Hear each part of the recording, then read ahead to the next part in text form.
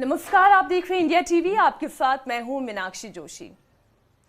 राजे रजवाड़ों वाले राजस्थान में चुनावी माहौल इस वक्त चरम पर है। खूब नारेबाजी है, खूब शोर शराबा है, लेकिन इस बीच जयपुर राजघराने की एक राजकुमारी हैं जो सड़कों पर निकल रही हैं, गलियों में घूम रही हैं, भीड़ में आती हैं, लोगों से मुलाकात करती हैं, एक एक से खुद संवाद स्थापित करने की कोशिश करती हैं। आज हमारे साथ वही मेहमान हैं, दिया कुमारी जी। बहुत बहुत स्वागत है आपका इंडिया टीवी पर। नमस्कार।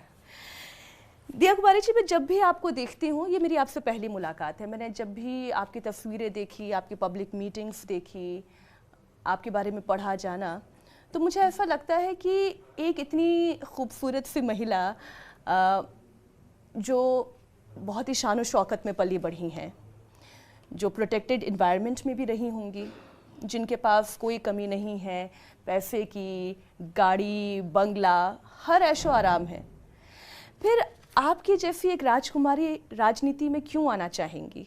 आप क्यों आई पॉलिटिक्स में?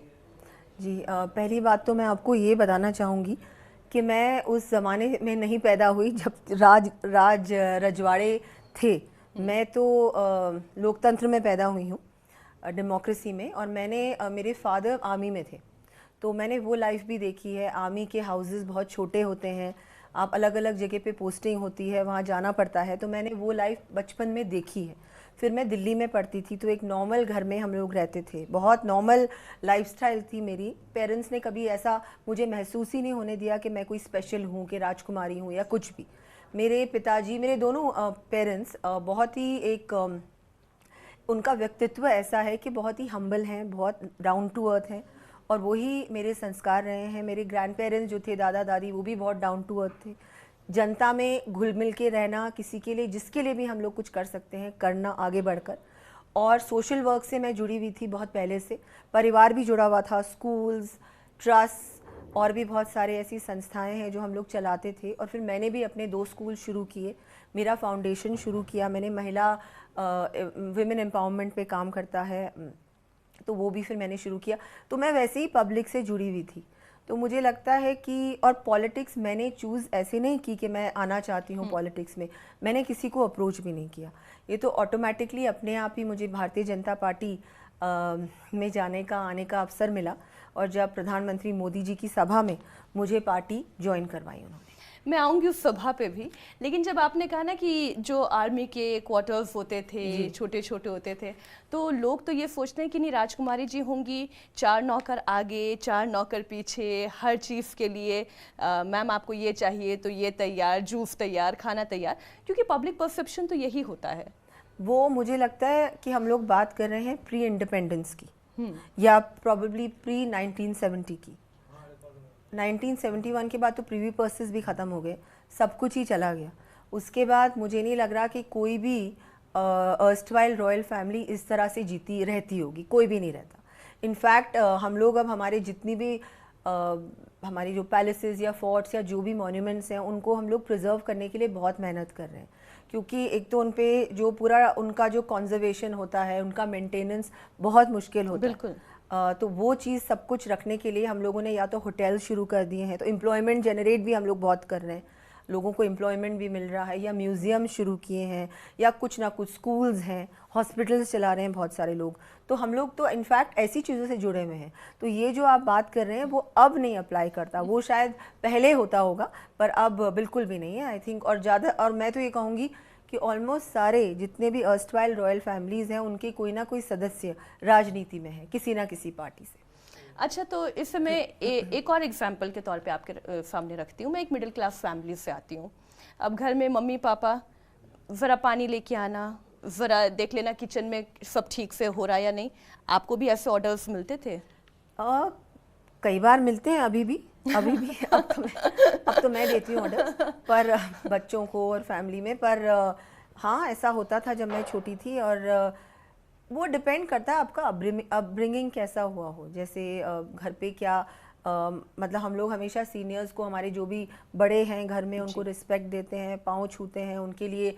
बहुत बार आपको खुद को ही लाना पड़ता है जब भी कोई गेस्ट आता है, हर बार स्टाफ नहीं सर्व करता, आप खुद भी करते हैं। तो ये सब चीज़ें तो मुझे लगता है हमारी संस्कृति है, हमारी भारत की संस्कृति है जो हम सभी के अंदर है, और हमको ये कल्चर है हमारा। तो ये तो मैं मानती हूँ सभी में है, सिर्फ उसमें कोई फ़र्क नहीं पड़ता चाहे आप मिडिल क्लास बैकग्राउंड से हो या किसी भी बैकग्राउंड से हो। मुझे लगता है ये तो हमारा इनग्रेन्ड कल्चर है जो हम सब में होता है, और ये हमको हमारे पेरेंट्स सिखाते हैं बचपन में। अच्छा, कभी बचपन में ऐसा होता था कि वो वाला टेंट्रम कभी थ्रो किया हो और मम्मी पापा ने समझाया हो कि नहीं, आप सबसे उसी तरीके से पेश आएंगी जैसे हम पेश आते हैं? मैंने कभी ऐसा टेंट्रम नहीं थ्रो किया। मैं एक्चुअली बहुत शाय थी जब छोटी थी, बहुत क्वाइट और शाय थी, कभी इस तरह से नहीं बिहेव करती थी। हाँ, लेकिन कभी कभी स्टबर्न थी, मैं थोड़ी बदमाशी करती थी, तो मुझे तो बहुत पनिशमेंट भी मिलती थी। हाँ। बाथरूम में बंद किया जाता था। फिर दिल्ली में, मतलब मैं मोस्टली दिल्ली में पढ़ी हूँ, तो बहुत बार करती थी, सब बच्चे करते हैं, थोड़े बहुत सब नॉटी होते हैं, सब लोग बहाने बनाते हैं, स्कूल नहीं जाना, ये सब। तो उस समय तो बिल्कुल मेरी मदर तो बहुत स्ट्रिक्ट थी मेरे से, तो वो बिल्कुल ये सब चीज़ें भी होती थी। मतलब बाथरूम में बंद करना। हाँ, मैं तो दर्शकों को ये कहूंगी और उससे भी ज्यादा कि आपके भी अगर माता पिता आपको बाथरूम में बंद करते हैं तो आप में और राजकुमारी साहिबा में कोई अंतर है नहीं। नहीं, पनिशमेंट मिलती थी। ऐसी कौन सी नॉटीनेस आपने की हो जब याद आती हो कि अरे? ऐसे ही जब मुझे लगता है कभी स्कूल बंक कर दिया, या कभी कुछ भी छोटी छोटी चीजें, मुझे तो अब एग्जैक्टली याद नहीं है, पर करते ही थे। कभी ट्यूशन है, वो ट्यूशन स्किप कर दिया, या कुछ कहना नहीं माना, या ऐसी चीज़ें।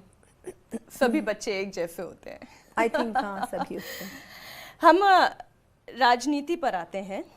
ये जो 2013 में प्रधानमंत्री नरेंद्र मोदी जी की मौजूदगी में, उस वक्त वो प्रधानमंत्री बने भी नहीं थे, 2013 की यह बात है, आपने भारतीय जनता पार्टी ज्वाइन की, ये अचानक से कैसे हुआ? देखिए, मैं उनके जो पूरा जिस तरह से वो सीएम थे उस समय, और मुझे पूरा देश उनसे इतना प्रभावित था, इंस्पायर्ड था, और मैं भी थी। तो मैं तो इतना अच्छा फील कर रही थी, मुझे बहुत गर्व हो रहा था अपने आप पे और सब चीज़ों पर कि मुझे उनकी सभा में वो इंडक्ट कर रहे हैं पार्टी में। तो वो बहुत बड़ी चीज़ थी। और जिस तरह से उन्होंने जिस तरह से गुजरात में उनका पूरा कार्यकाल रहा, और जो हम सब ने देखा, और एक आइडियल सीएम जो होता है, आइडियल नेतृत्व होता है, वो उन्होंने हमको दिखाया। जब वो सीएम की बात करिए, पीएम तो बाद में बने, और वो देखकर मैं बहुत ही इम्प्रेस थी, और मुझे बहुत खुशी हो रही थी कि उन्हीं की सभा में मुझे लिया जा रहा है। मेरे लिए तो पूरा एक आइडियल है वो, जैसे वो काम करते हैं, मुझे लगता है कोई ऐसे काम नहीं कर सकता। रात दिन वो कभी सोते भी हैं क्या, कभी थकते भी हैं क्या? बिल्कुल भी नहीं। खाना कब खाते हैं ये भी नहीं पता। 24/7 वो देश की सेवा में समर्पित है। उस वक्त उन्होंने कुछ ऐसा आपसे कहा था कि आप पॉलिटिक्स में आ रही हैं, आपका क्या लक्ष्य होना चाहिए या कितनी मेहनत करनी पड़ेगी? क्या कोई गाइडेंस उस वक्त? नहीं, उस समय तो उन्होंने सिर्फ पार्टी में मैं पार्टी में आई थी, और उस समय कोई ऐसी बात उनसे नहीं हुई थी। बाद में मिलना हुआ था, उस समय नहीं। और बाद में जब आप सांसद बनी, बिल्कुल, तब मैं उनका आशीर्वाद लेने गई, और उन्होंने बिल्कुल मुझे बताया कि आप अच्छा काम करो, और हम लोग सब उनसे वैसे गाइडेंस लेते रहते हैं। उनका मार्गदर्शन सभी सांसदों को रेगुलरली मिलता है, और पूरा अकाउंटेबिलिटी भी रहती है। वो पूरा देखते हैं कि कैसे अच्छा काम हो रहा है, नहीं हो रहा। वो तो हमारी पार्टी भी, संगठन भी बहुत ध्यान से हमारी सबकी एक्टिविटीज़ भी वो लोग देखते हैं, और हमको समय समय पर वो भी गाइडेंस देते रहते हैं, आपको ये करना है, ये करना है। और हमारे प्रधानमंत्री जी का तो जैसे वो काम करते हैं ना, वो देख के हम लोग तो, मैं तो बहुत ज़्यादा इंस्पायर्ड हूँ, बहुत ज़्यादा। और उनसे जब मिली हूँ, कुछ सीखा ही है। वो किसी ना किसी विषय पे जब बात करते हैं तो आपको उस विषय के बारे में और जानकारी मिलती है। जैसा कि आपने बताया दिया जी कि कई बार आपकी मुलाकात हुई प्रधानमंत्री जी से और आप बहुत ही इंस्पायर्ड हैं उनसे। जब वो मिलते हैं, कुछ ऐसी गाइडेंस जो बतौर सांसद आपको अपने क्षेत्र में करना है, या पॉलिटिकल लाइफ को कैसे जीना है? जी नहीं, बिल्कुल उनसे गाइडेंस मिलती रहती है, और अपने क्षेत्र में कैसे क्या काम करना है, जनता से कैसे कनेक्टेड और रहना है, वो बताते रहते हैं। और जैसे कि बहुत सारे जो कार्यक्रम भी उन्होंने अपने आप बनाए हैं और हम लोगों को बताते रहते हैं, जैसे सांसद खेल स्पर्धा है जो शुरू की हम लोगों ने, जिस स्पोर्ट्स टूर्नामेंट्स हमारे क्षेत्र में कैसे कराने हैं, वो भी जनता से जुड़ने का। यूथ से जुड़ने का एक अवसर होता है। कल्चरल भी उन्होंने बोला इवेंट्स करो आप लोग अपने क्षेत्र में, जिससे कल्चर से भी आप जुड़ो और सबको कल्चर से जोड़ो भी, क्योंकि ये भी धीरे धीरे ख़त्म होता जा रहा है। लोग भूलते जा रहे हैं, त्योहार भूलते जा रहे हैं, हमारा कल्चर भूलते जा रहे हैं। फिर सेवा का भाव, वो हमेशा ये कहते हैं कि सेवा के कार्य करते रहना चाहिए। हमेशा अपने जन्मदिन को वो हमेशा एक सप्ताह हम लोग, जब उनका जन्मदिन होता है तो गांधी जयंती भी होती है और भी उस समय अलग अलग जयंतियाँ होती हैं, लेकिन वो कहते हैं कभी भी मैं नहीं चाहता कि हम लोग इसको धूमधाम से मनाएं, लेकिन जनता के बीच जाके सेवा के कार्य करें, ब्लड डोनेशन करें, हॉस्पिटल में जाएं या और कोई गौशाला में जाएं, इस तरह के काम करो। तो ये वो गाइडेंस देते रहते हैं, तो ये बहुत ज़्यादा इंस्पायरिंग है। हम लोग ये सब चीज़ें भूलते जा रहे हैं। लेकिन मोदी जी के विरोधी क्या कहते हैं कि वो सिर्फ अपने मन की बात करते हैं, बट कई लोगों से हम ये सुनते हैं कि that he is a very good listener. आपके अपने अनुभव क्या हैं? नहीं, जब उनसे मैं मिली हूँ हमेशा वो पूरी बात सुनते हैं और उनको जानकारी भी होती है अपने मेरे क्षेत्र के बारे में। उनको जानकारी पहले से थी कि आपके यहाँ ये काम हुए हैं, कैसे है वो, कैसा हो रहा है, वो जो काम था वो कैसे हो रहा है। काफ़ी बहुत अच्छी तरह से डिस्कशन होता है उनसे, वन साइडेड नहीं होता कॉन्वर्सेशन। वो भी बताते हैं, मैं भी फिर मेरा भी वो लेते हैं, मतलब पूछते हैं, बहुत पूरा अच्छे से फीडबैक लेते हैं पूरा। जी 5 साल आपने राजनीति की और फिर 2018 में आपका टिकट कट गया। राजनीतिक हलकों में चर्चा ये होती है कि वसुंधरा राजे जी से आपके संबंध ठीक नहीं है, इसलिए ये टिकट कट गया। उस समय चुनाव मैंने नहीं लड़ा और रीजंस जो भी थे, और मुझे लगता है ये सब चीज़ें लोग अपने आप ही बना लेते हैं और किसी ना किसी कारण से लोगों को बहुत अच्छा लगता है इस तरह की कहानियाँ बनाना, लेकिन ऐसा कुछ भी नहीं है। नहीं लड़ा चुनाव उस समय, लेकिन फिर 2019 में मैंने चुनाव लड़ा एमपी का, तो बिल्कुल मुझे लगता है कि मेरे लिए तो अच्छा ही था, एक अलग प्लेटफॉर्म मिला, संसद में जाने का अवसर मिला, और अगर वो चुनाव लड़ती तो शायद ये एक्सपीरियंस मुझे नहीं मिलता। वसुंधरा जी से आपके संबंध कैसे हैं? बातचीत होती है? जी बिल्कुल। डिस्कशन होता है कि चुनाव कैंपेन किस तरीके से आगे चल रहा है? कभी कभी होता है, वो भी व्यस्त रहती हैं, तो बहुत ज़्यादा रेगुलरली तो नहीं होता, लेकिन जब मिलती हैं तो अच्छे से मिलती है। मैं उनको बहुत रिस्पेक्ट करती हूँ। राजस्थान में जैसे चर्चा होती है वसुंधरा जी की कि वो मुख्यमंत्री बन सकती हैं, आजकल वैसी ही चर्चा आपके बारे में भी हो रही है। वो तो मुझे लगता है, देखिए आप, प्रधानमंत्री जी ने इसका जवाब दे दिया था अपनी सभा में। उन्होंने कहा था सीएम का चेहरा कमल का फूल है, और बीजेपी इस चुनाव को लड़ रही है। और मैं मानती हूँ कि ये सब चीज़ें अभी डिसाइड करने का समय नहीं है। जब चुनाव का रिज़ल्ट आएगा, और डेफिनेटली बीजेपी गवर्नमेंट बना रही है, हमारी बहुत बड़ी बहुमत से सरकार बन रही है, उसके बाद पार्लियामेंट्री बोर्ड और जो हमारे सीनियर नेता है वो डिसाइड करेंगे। इसके बारे में मुझे ज़्यादा सोचने की क्या आवश्यकता है।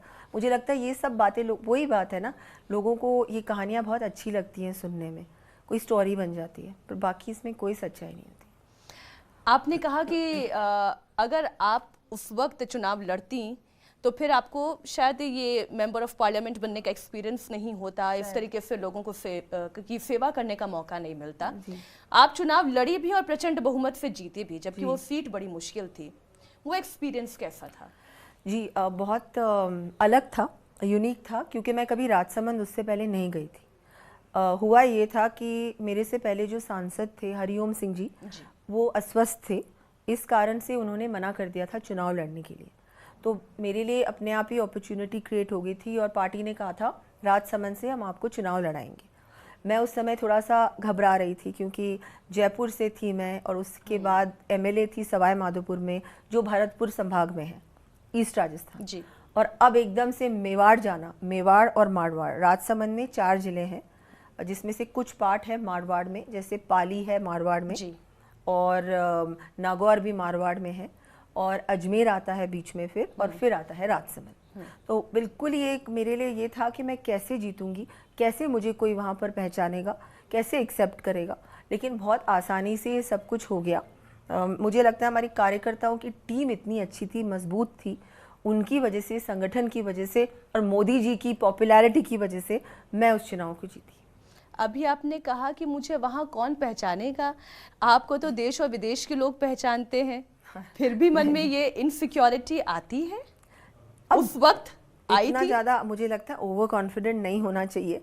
अच्छा है, कॉन्फिडेंट होना चाहिए, ओवर कॉन्फिडेंट नहीं होना चाहिए। और मैं किसी भी चुनाव में ओवर कॉन्फिडेंट नहीं होती, बिकॉज अगर मैं ये सोच के बैठ जाऊंगी मुझे तो सब जानते हैं, मेरे लिए तो बहुत ईजी है, तो मैं कोई मेहनत ही नहीं करूंगी। और वो चीज़ रिफ्लेक्ट करेगी मेरे कार्यकर्ताओं में भी, उनको भी लगेगा हमें कुछ नहीं करना है, घर पे बैठो। और फिर देखिए एक वोट से आदमी चुनाव जीता भी है और हारा भी है। हारा भी है, बिल्कुल ठीक बात है। और राजस्थान की ये कहानी किसे नहीं पता। हाँ। सीपी जोशी एक वोट से चुनाव हार गए थे। जी।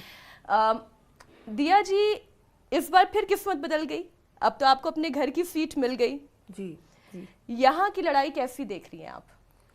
तो विद्याधर नगर से मैं प्रत्याशी हूँ अभी भारतीय जनता पार्टी की, और बिल्कुल जयपुर में ही है, मेरे घर के पास ही है। पहली बार जयपुर की जनता की सेवा करने का मुझे अवसर मिलेगा 10 साल बाद, तो बहुत ज़्यादा खुशी भी है। और मैं ये मानती हूँ यहाँ पर भी कार्यकर्ताओं की टीम बहुत स्ट्रॉन्ग है, मजबूत है। हमेशा भारतीय जनता पार्टी यहाँ जीती है चुनाव, और तो बिल्कुल टीम अच्छी है, संगठन मजबूत है, तो उनके साथ मिलकर चुनाव का प्रचार चल रहा है, बहुत अच्छी तरीके से चल रहा है। अब पूरी उम्मीद के साथ हम लोग इस चुनाव को जीतेंगे। जब आप बीते जनता में बहुत उत्साह है, जोश है, युवाओं में, महिलाओं में, सब बस इंतज़ार कर रहे हैं कि कब 25 नवंबर आए और हम लोग उस बटन को दबाएं। आप जो बीते 10 साल का अपना पूरा करियर देखती हैं, विधायक से लेकर सांसद से लेकर फिर से एक चुनाव, इसे किस तरीके से आप एसेस करती हैं? मन में क्या आता है कि मुझे क्या करना है? मुझे एक अच्छा विधायक बनना है, या मुझे प्रदेश को लीड करना है, एक मुख्यमंत्री बनने की संभावना है, या मुझे एक सांसद बन के यहाँ की जनता की बात ऊपरी सदन में पहुँचानी है? मुझे लगता है कि हम लोग ये सब चीज़ें प्लान नहीं कर सकते। मेरी लाइफ में जो भी हुआ है अनप्लान्ड हुआ है। मैंने ये प्लान नहीं किया था कि मैं विधायक का चुनाव लड़ूंगी या किसी पार्टी को भी ज्वाइन करूंगी, लेकिन जब अपॉर्चुनिटी आई तो बहुत जल्दी सब कुछ हुआ। बीजेपी में आई, उसके बाद विधायक का मुझे कहा गया चुनाव लड़ना है सवाई माधोपुर से, वो भी जीती, और उसके बाद फिर ये जो भी परिस्थितियाँ हुई और फिर मैं सांसद का चुनाव लड़ी, और अब फिर से ये, तो मेरे लिए तो पार्टी ने ही डिसीजन लिया है जहाँ से भी मुझे चुनाव लड़ाया है। मैं तो मैं समझती हूँ मुझे पार्टी के कार्यकर्ता की तरह पार्टी में रहना है। पार्टी जो भी अपॉर्चुनिटी दे, जो भी कार्य दे, उसको पूरे मन से करना है। बाकी आपने जो बात की कि मैं अपने आप को कैसे देखती हूँ, मुझे लगता है कि मैंने जो अपने परिवार में सीखा है, मेरे दादा दादी भी पूरे समर्पित थे जनता के लिए। मेरे पिताजी सेना में थे, आर्मी में थे, बिल्कुल। महावीर चक्र विजेता भी रहे हैं, छात्रों में उन्होंने लड़ाई भी लड़ी। मैंने वो देखा है, वो समर्पण देखा है, मैंने वो डेडिकेशन देखा है। मेरी मदर को देखा है मैंने, वो भी हर बार किसी को भी कहीं भी ज़रूरत पड़ती है वो उस समय पहुंच जाती है, आगे बढ़कर लोगों की हेल्प करती है। वो मेरे अंदर मुझे लगता है इनग्रेन्ड है, अंदर है, और वो हमेशा रहेगा। तो मैं पॉलिटिक्स में रहूं या नहीं रहूं, जनता की सेवा में हमेशा करने वाली हूं, किसी भी रोल में। और ये सबसे बड़ी बात है, क्योंकि कई ऐसे नेता भी हैं जो पॉलिटिक्स छोड़ देते हैं तो फिर जनता भी छोड़ देते हैं, लेकिन आपकी अगर ये सोच है वाकई में बहुत अच्छी सोच है। एक अगर मैं पूछूं कि आपकी लाइफस्टाइल, क्योंकि हमारे दर्शक तो बड़े उत्सुक रहते हैं कि सुबह से लेकर रात तक दिनचर्या क्या होती है आपकी, कितने बजे उठती हैं, क्या करती हैं अपनी हेल्थ के लिए या अपने सामाजिक कार्यक्रमों के लिए, किस तरीके से आप टाइम मैनेज करती हैं? मैं बहुत जल्दी उठती हूँ, क्योंकि अब जब से राजनीति में आई हूँ तब से तो 7-8 बजे 6 बजे उठ जाती हूँ। उसके बाद आजकल तो समय बिल्कुल नहीं मिलता, और जब मैं सांसद हूँ, अभी भी सांसद ही हूँ राजसमंद से, तो मुझे राजसमंद कम से कम वीक में 4 बार तो मैं राजसमंद में ही होती हूँ। उसके अलावा दिल्ली में मीटिंग्स होती हैं तो उसमें जाना पड़ता है। जयपुर में तो मैं एक मेहमान की तरह ही रह गई हूँ। मेरे फैमिली वाले कहते हैं कि अरे ये मेहमान है, गेस्ट है, ये आ गई। लेकिन जब मैं जयपुर होती हूँ तभी भी ऑफिस जाती हूँ। ऑफिस में जैसे मेरे स्कूल्स का भी काम होता है, म्यूजियम्स का भी देखती हूँ मैं। उसके अलावा जो भी मिलने आता है क्षेत्र से, उनको भी समय देना होता है तो उनको भी समय देती हूँ। फिर थोड़ा बहुत दोपहर में टाइम मिलता है तो फैमिली के साथ कभी कभी लंच करती हूँ, नहीं तो वो भी फैमिली के साथ नहीं होता है। फिर बस फिर वो पूरा दिन ऐसे ही चला जाता है, किसी भी चीज़ का एक्चुअली टाइम नहीं मिलता। ये तक कि फ्रेंड्स के साथ या मेरे रिलेटिव्स के साथ या किसी के साथ टाइम भी स्पेंड करने का आजकल तो बिल्कुल भी टाइम नहीं, 5 साल से तो बिल्कुल ही टाइम नहीं मिल रहा किसी भी चीज़ का। अच्छा, कभी कभी आप अपनी लंदन वाली ज़िंदगी याद करती हैं, वहाँ की वो जो एजुकेशन का टाइम, मतलब हर इंसान की ज़िंदगी का सबसे ख़ास और सबसे खुशनुमा वक्त होता है जब वो कॉलेज में होता है। बिल्कुल बिल्कुल, बहुत केयरफ्री डेज थे वो। अब तो मैं मतलब कभी कभी तो लगता है वो सपना था, ऐसा कभी हो सकता है क्या दोबारा। लेकिन बिल्कुल बहुत अच्छा टाइम था वो। कुछ जब कोई बताइए ना, जानता ही लंदन नहीं था। में पढ़ाई, वहाँ का माहौल किस तरीके का था? उस समय बिल्कुल मतलब कोई मतलब किसी को जानता नहीं, किसी को ये भी नहीं पता था मैं कौन हूँ। तो मुझे जो फ्रेंड्स भी बने वो इसलिए बने क्योंकि वो मुझे पसंद करते थे। और एक बिल्कुल नॉर्मल लाइफस्टाइल थी घर में। मैंने एक अपार्टमेंट लिया हुआ था, तो अपार्टमेंट में मेरी मदर भी बहुत टाइम स्पेंड करती थी मेरे साथ वहाँ। तो बस अपने आप ही सब कुछ करना, खाना बनाना, घूमना, बिल्कुल नॉर्मल जो सब लोग करते ही हैं। फ्रेंड्स के साथ जो लाइफ होती है वो, मूवीज़ देखना, बाहर जाना, शॉपिंग, ये सब चीज़ें। ये तो आई थिंक सभी की लाइफस्टाइल होती है उस समय की। पर बहुत केयरफ्री डेज थे वो, बिल्कुल किसी चीज़ की चिंता नहीं थी, कभी सोचा नहीं था कि राजनीति में आऊँगी। हाँ, मैं इसलिए सोच रही थी कि आपने बताया जैसे आप एनजीओ कर रही थी, जनता की सेवा में तो आप लगी हुई थी, बहुत सारे और सोशल वर्क आप कर रही थी, फिर कभी राजनीति में आने के बाद ऐसा लगा कि अरे ये मैं कहाँ आके फंस गई, परिवार के लिए समय नहीं दे पा रही हूँ? कभी कभी ऐसा नहीं लगता, फंस गई तो नहीं लगता, लेकिन कभी कभी लगता है थोड़ा सा समय मैं कहाँ से अपने अपनों के लिए समय निकालूं, परिवार के लिए निकालूं, खुद के लिए थोड़ा मी टाइम जिसे कहते हैं वो निकालूं। देखिए, मी टाइम कहीं ना कहीं निकल ही जाता है।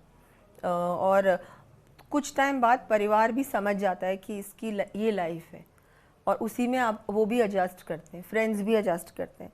तो जैसे ही टाइम मिलता है, चाहे मैं दिल्ली में हूँ या जयपुर में हूँ, तो मेरे कज़न्स, फ्रेंड्स, फैमिली वो अपने आप उस समय मिलने आ जाते हैं, वो टाइम निकाल देते हैं कि नहीं ये इस टाइम फ्री है, उस टाइम हम लोग आके मिल लेंगे। या जब भी जैसे गाड़ी में जा रही होती हूँ तो फ़ोन पे बात करनी है तो उस टाइम कर लेती हूँ। आई थिंक एडजस्ट हो जाता है। पर मुझे कभी भी ऐसा नहीं लगा कि मुझे ऐसा लगता है कि मैं जितने लोगों को हेल्प कर सकती हूँ करूँ। आई थिंक वो उसमें जितनी खुशी है ना, उतना ये लग्जरीज़ में और इस लाइफस्टाइल में टेम्पररी खुशियाँ हैं वो। लेकिन एक्चुअल में जब आप किसी की मदद करो, किसी की रोड बनाई, किसी के घर तक पानी पहुंचाया, किसी को कुछ भी अगर आपने अपने एफर्ट से दे दिया या कर दिया उनके लिए, तो जितनी खुशी उसमें मिलती है, जितना सेटिस्फैक्शन मिलता है, वो आपको पर्सनल चीज़ों में नहीं मिलता। तो दिया जी, एनजीओ चलाना ज़्यादा आसान था या राजनीति करना ज़्यादा आसान है? एनजीओ के ज़रिए जनता की मदद करना ज़्यादा आसान है या पॉलिटिक्स के ज़रिए?